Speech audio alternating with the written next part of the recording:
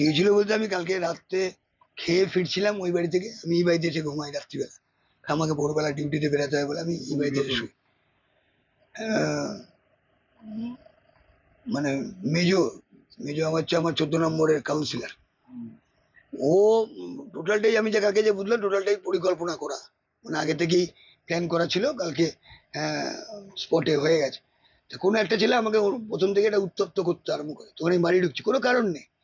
হঠাৎ যারা ছিল সামনে তারা দেখেছে, তা আমি ওকে অ্যাভয়েড করছি, আর ও ততটাই আমাকে বিরক্ত হয়েছে যে আমি ওকে অ্যাটাক করি বা গায়ে হাত টাত দিই। সেরকম হচ্ছে হচ্ছে হঠাৎ একটা ধাক্কা ধাক্কি হয়। ও হাত চালায়, আমিও হাত চালাই, এর মধ্যে একটা হয়।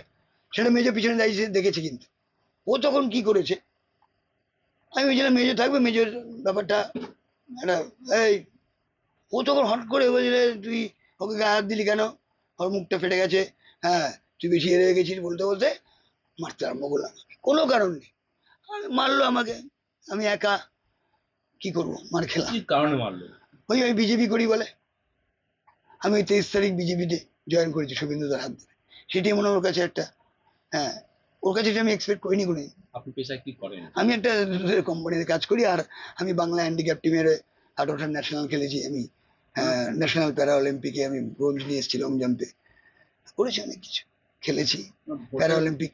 হ্যাঁ, ভোটের দিন ভোটের দিন আমি, ভোটের দিন আমি হুমকি খেয়েছি, রেজাল্টের পরের দিন আমি হুমকি খেয়েছি, আমাকে মারবে, মার্কেটে যেতে দেবে না, আমি কাজ বাজ করবো না, তাহলে কাজ বাজ ছেড়ে সবকিছু ছেড়ে আমাকে ঘরে বসে থাকতে হবে, কারণ আমি বিজেপিটা করি বলে। কতটা আতঙ্কে আছে? আতঙ্কে আছে, আতঙ্কে আছে দাদা। থানা জানিয়েছেন? থানা এখনো জানে নেই, যাবো, আতঙ্কে আছে, আতঙ্কে আছে, এটা কোনদিন ভাবতে পারিনি কি ভাবতে পারেননি? শান্তনু মজুমদার আমাকে গায়ে হাত দেবে। খুব আমার ভাইপোর বয়সী, ওই জন্মাতে দেখেছি, ওর কাছে আমি এটা এক্সপেক্ট করিনি। খুব কষ্ট পেয়েছি কাল থেকে, আমি কাল রাত থেকে শুতে পারিনি, কাজেও যেতে পারিনি, খুব কষ্ট পেয়েছি দাদা। এত বছর জীবনে কোনি কেউ আমার গায়ে হাত দিতে, কেন আমি খেলাধুলার সঙ্গে যুক্ত থাকি।